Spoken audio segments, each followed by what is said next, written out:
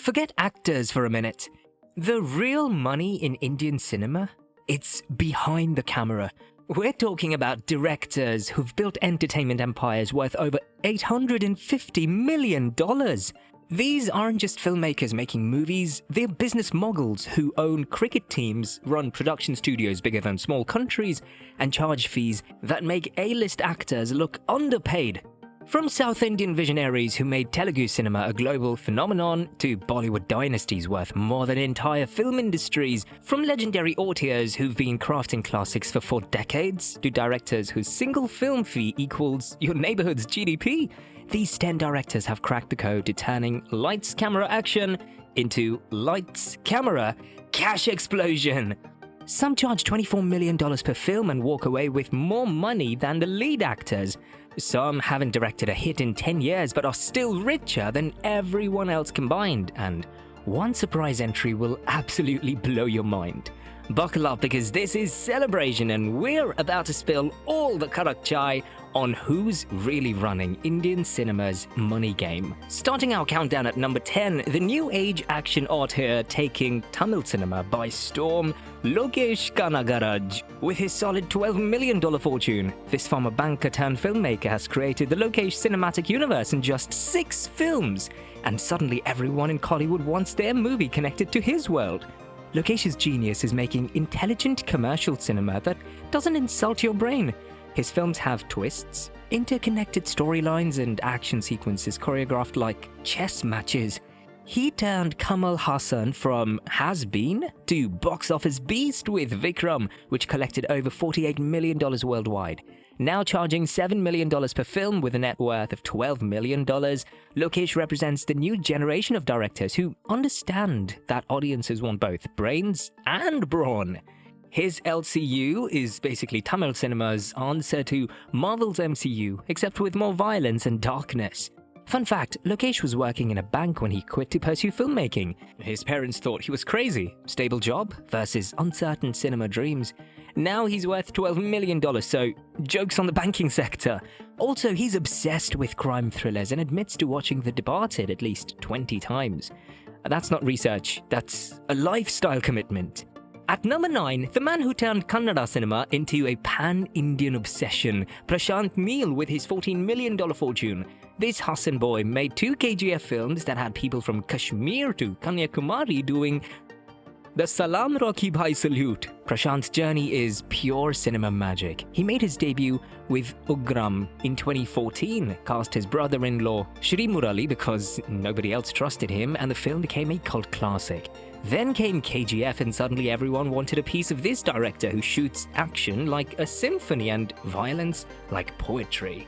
From Salar with Prabhas, Prashanth reportedly walked away with $12 million, making him the first Kannada director to enter the $12 million club for a single film.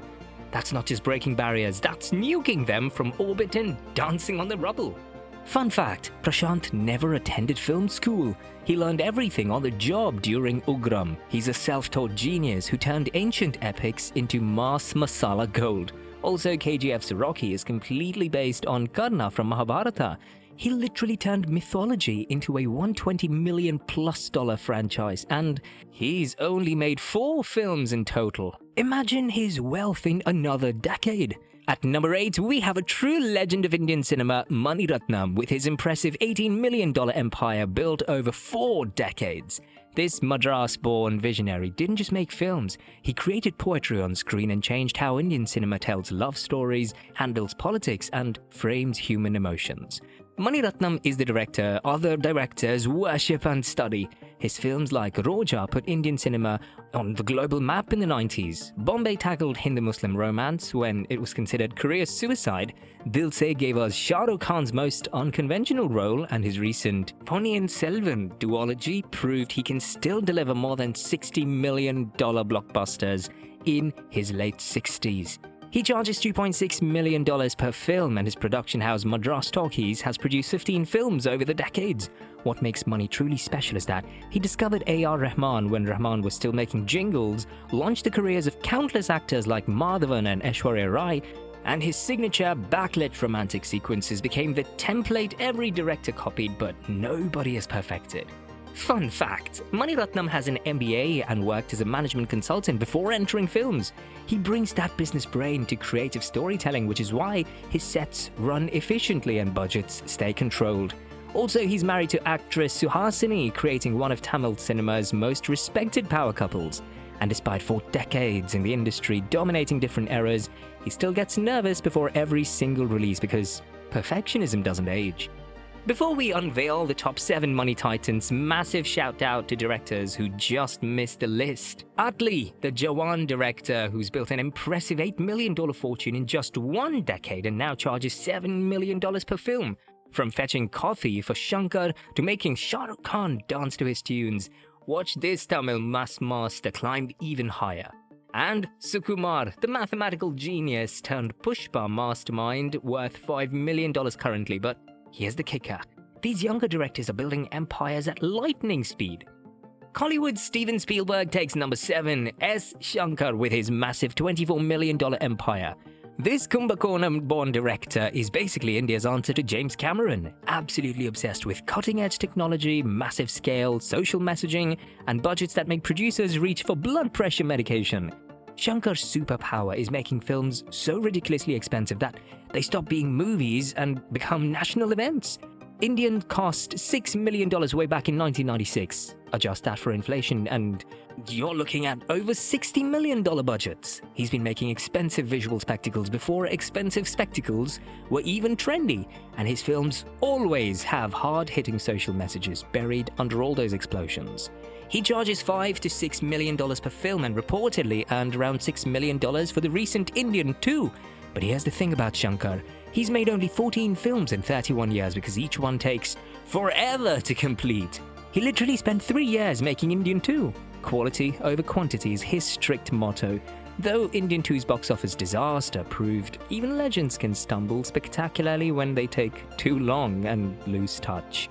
Fun fact, Shankar desperately wanted to be an actor but was brutally rejected for his looks. Casting director said he wasn't hero material, so he became a director instead and made those same heroes dance to his tunes for 3 decades. That's revenge, served cold, expensive, and with $24 million budgets.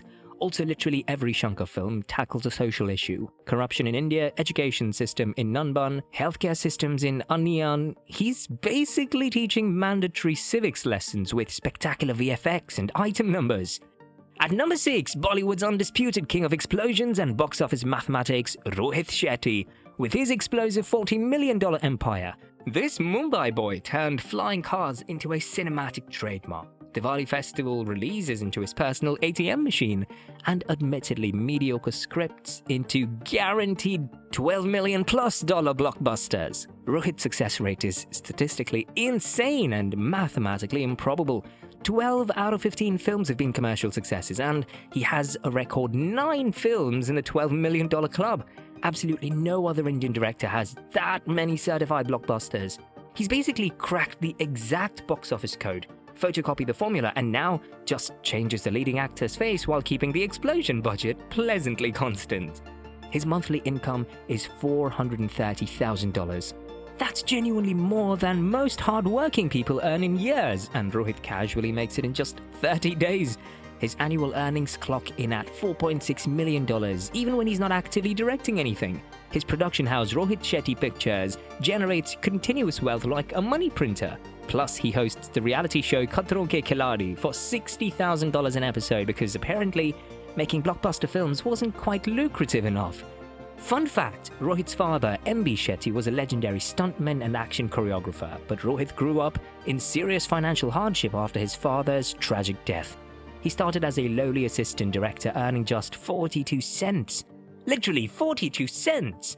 And used to walk for hours to film sets just to save bus fare because he couldn't afford even that small expense.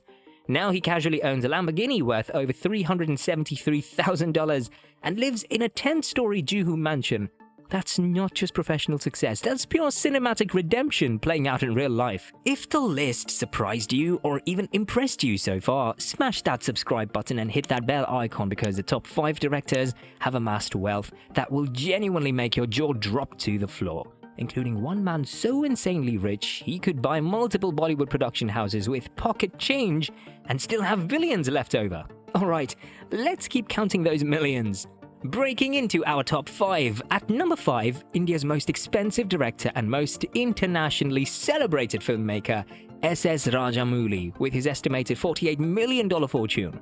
This Raichur-born genius has achieved what seemed utterly impossible just a decade ago. He made Telugu cinema a genuine global phenomenon and now charges director fees that make even Hollywood directors jealous. Rajamouli's journey is absolutely insane and inspirational. He started with student number 1 back in 2001, spent years consistently making successful but regional Telugu films, and Bahubali happened in 2015 and everything changed overnight. He didn't just make successful hit films, he created cultural earthquakes and cinematic tsunamis that completely redefined what Indian cinema could achieve on a global scale. RRR winning an actual Oscar made him a legitimate household name worldwide.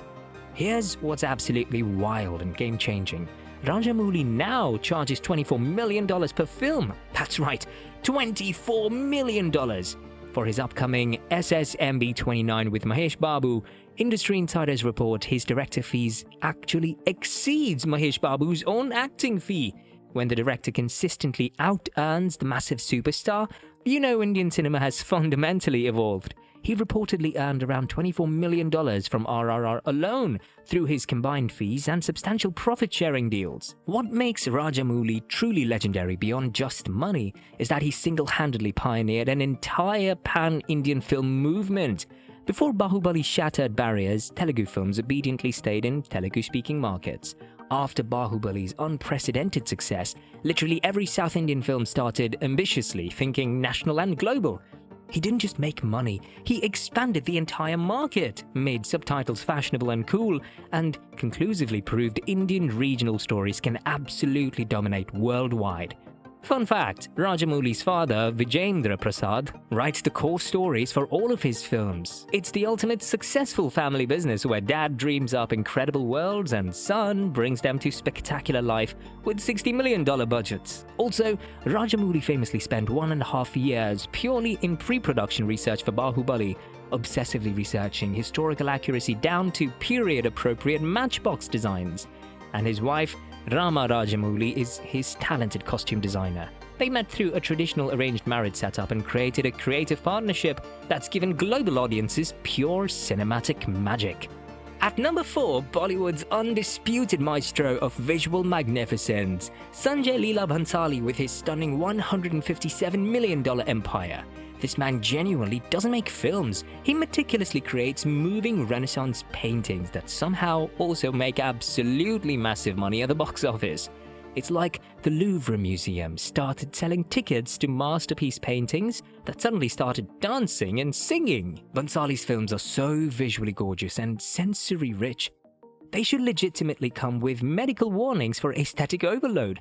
But Marvat reportedly spent $108,000 a day purely on set decoration alone. That's literally more than most indie films' entire production budgets.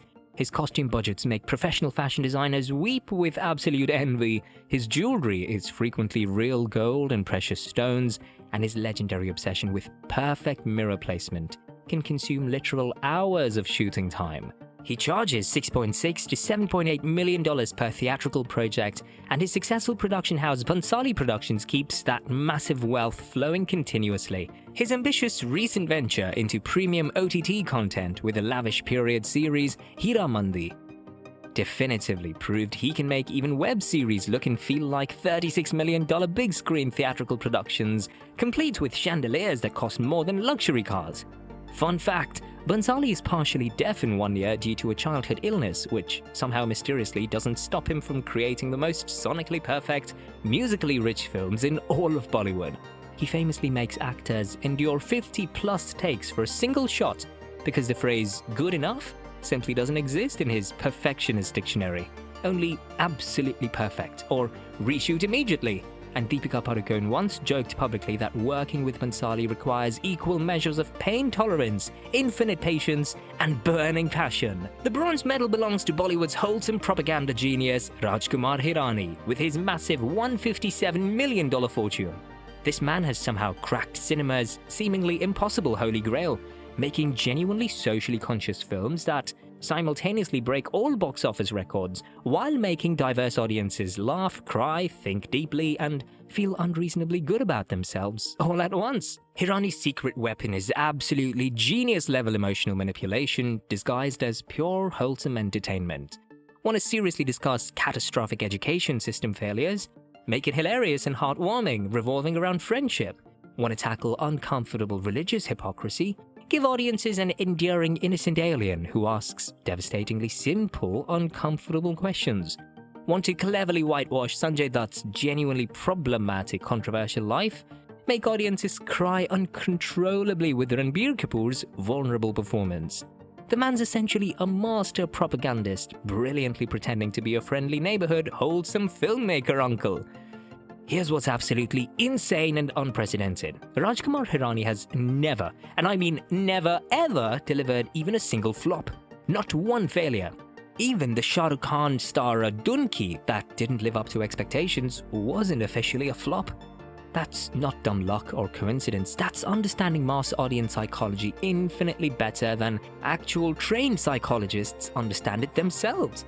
He confidently charges $9.6 million a film because smart producers know with absolute certainty it's guaranteed profitable returns plus valuable bonus good public relations.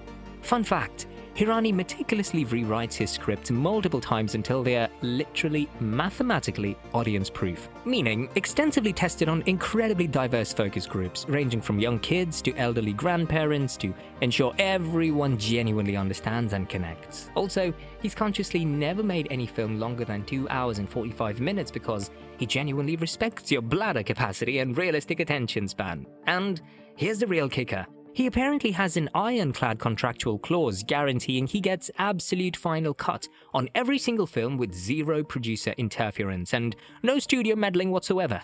That's pure, undiluted Hirani vision. The silver medal belongs to Bollywood's undisputed gossip emperor and nepotism's absolutely proudest poster boy, Karan Johar, with his fabulous $205 million empire.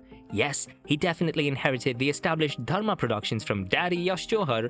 Yes, he's Shah Rukh Khan's famous best friend with unmatched access, but this man systematically turned a simple production house into Bollywood's single most powerful, self-sustaining ecosystem that literally controls entire careers. Karan's business genius is sophisticated diversification that would genuinely make Harvard Business School professors jealous and create case studies. He personally directs maybe one carefully chosen film every 5 years maximum, but his Dharma Productions machine efficiently produces 5 to 10 films annually across budgets. Dharma 2.0 strategically handles digital content and web series. Dharmatic Entertainment dominates streaming platforms. Coffee with Karan generates massive television TRP ratings while collecting and weaponizing industry secrets.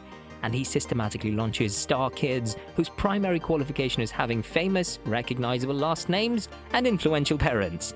What's absolutely brilliant about Kjo's strategy is he successfully monetizes his entire existence as a brand. He may not be everyone's favorite cup of tea, but Karan is surely the most popular director in India. His wildly popular talk show makes A-list celebrities spill explosive secrets he quite likely orchestrated behind scenes himself. His bold fashion choices instantly become trends. His powerful production house launches promising careers and then destroys them with equal ruthless efficiency. And even his very public Twitter feuds and controversies become completely free viral publicity that trends nationally for days, generating millions in equivalent ad value. Fun fact, Karan is hilariously, genuinely terrified of flying despite constantly jet-setting globally for events, which is deeply ironic for someone who metaphorically flies high, dominating the industry. And his combined Gucci and Prada shopping bills could single-handedly fund multiple indie films. The man literally treats luxury designer stores like the common person treats grocery supermarkets. And now the moment that will literally blow your mind into pieces. India's richest director by an absolutely insane margin and Bollywood's most mysterious, most powerful man operating entirely from shadows, Aditya Chopra, with his completely incomprehensible $867 million empire. That's $867 million. That's not normal wealth anymore. That's literally exceeding some actual countries' total annual entertainment industry budgets. Yes, he may have directed just 4 films, with the last one almost 10 years ago. However, he's still considered a director. Let that absolutely astronomical number properly sink deep into your brain. 867 million!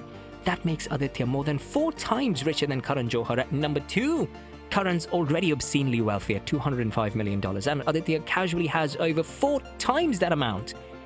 He's nearly 6 times richer than Rajkumar Hirani. He could literally buy out multiple established Bollywood production houses tomorrow, purchase several top actors' entire accumulated net worths combined, and still have hundreds of millions of dollars left over for weekend shopping. Aditya reportedly takes home $4.3 million monthly as just his base salary alone. That's $144,000 per single day, purely for waking up and existing. In the exact time it takes you to watch this complete video right now, he's already made significantly more money than most hardworking people earn in multiple years of labor. His 3 massive Juhu bungalows, spectacular $964,000 Navi Mumbai mansion, exclusive London Park Lane property, and sprawling global real estate make his property portfolio alone conservatively worth well over $120 million. But here's what makes Aditya absolutely fascinating. Beyond just incomprehensible wealth, he's personally directed only 4 films in his entire multi-decade career. Just 4 films. Dilwale Dulhania Le Jayenge, Mohabbatein, Rab Ne Bana Di Jodi, and Befikre. That's literally it. But as YRF's all-powerful chairman and CEO, he invisibly controls virtually everything that matters in Bollywood. Which films get lucrative Eid or Diwali release dates, who becomes an overnight star. We're looking at you, Aneet Padda and Ahan Pandey, who gets meticulously blacklisted and forgotten, which scripts get immediately greenlit with massive budgets, even which romantic on-screen pairs get formed and promoted. Aditya Chopra is genuinely Bollywood's real-life Batman, the Dark Knight who controls absolutely everything from complete shadows and darkness. He hasn't given a single media interview in 28 years, not even one. He appeared extremely briefly in Netflix's documentary series The Romantics in 2023, and that was literally the first time most of India even heard his actual speaking voice. He's so intensely private and reclusive that there are senior Bollywood insiders and A-list celebrities who've never actually met him face-to-face, despite working on multiple YRF films. What ultimately makes Aditya the absolute richest isn't just inheritance, it's complete strategic ownership and total control. While other talented directors merely make individual films, he owns and controls the entire ecosystem like a chess grandmaster.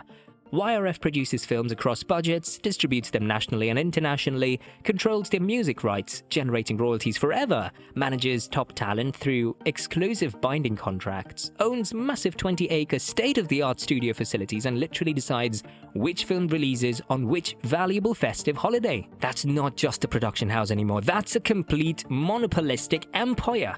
Fun fact, Aditya allegedly watches every single YRF film's final cut completely alone in a private theatre. Absolutely no producers allowed, no actors, nobody at all. Just him, the film, and his final judgment. If he personally approves, it releases nationwide. If not, back to expensive reshoots and editing. That's not quality control anymore, that's absolute dictatorship.